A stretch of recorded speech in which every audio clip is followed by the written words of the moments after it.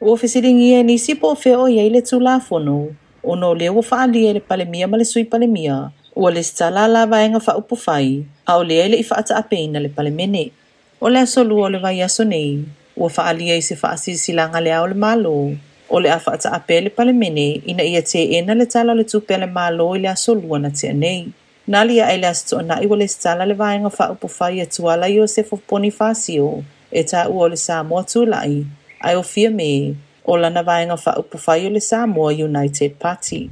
Nā lia ai ana nafi, se tusia fia me ma le se fulufao lana kapeneta, o loo whaalia ai, o lātou o whaama vai ma le whaatua tua le atua Samoa o tasi. O le atau tinonga na whai se tusi le whale tupe, na tusi ai i lātou ne ina ia au mai se vaenga o le tupe le whaasto lo o te wai, mo i lātou, o no lea o whaama vai, ma o whaatu ina le lātou vaenga whaupu whai fou. O le tulafono, a whaama vai se whai pule mai le vaenga whaupu whai na tau vama whaatau toa le palemene, e whaalea o ngā lona no foa, ma toe fo i whai lana whai ngā pālota. E pe o le tūlanga nau o iei ale vena ale, tu uana si ile ota, ma mau usi o si pue mai, ina o whaama vai ma le HRPP, ile mai o le whai ngā pālota tele na te anei.